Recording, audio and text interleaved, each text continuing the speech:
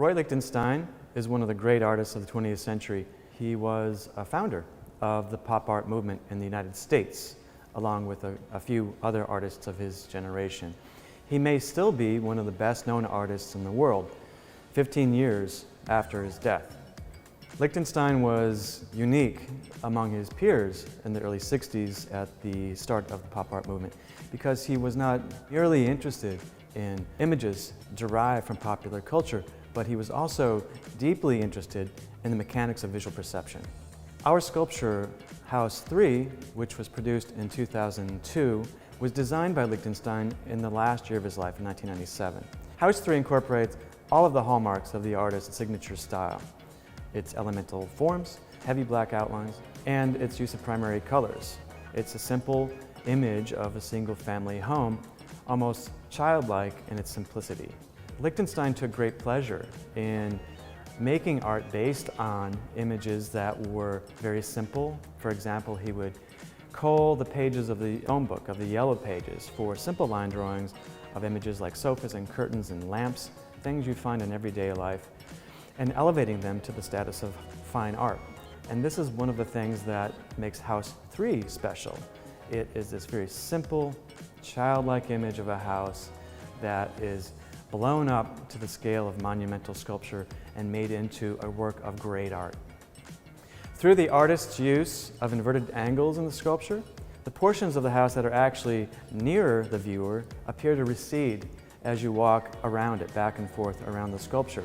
It seems as though we're actually walking around a three-dimensional home.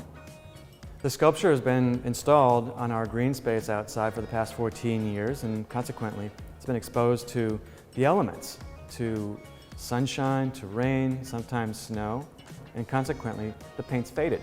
And for that reason, we recently repainted the sculpture so it looks just like it did when it was produced in 2002. So in conservation, our main goal is to preserve the work for as long as possible in the state that it was intended.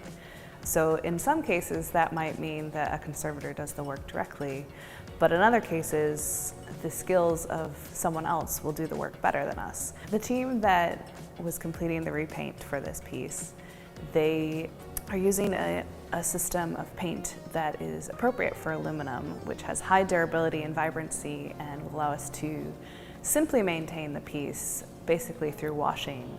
And it's intended for the use on aluminum, unlike some other painting systems, which are not as durable and do not last as long.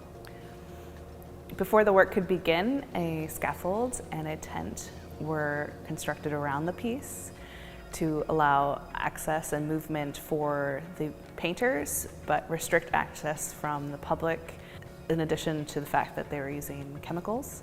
And it was done systematically, where the surfaces were prepared and then sections were masked off, and they went color by color, applying several coats over the span of a week.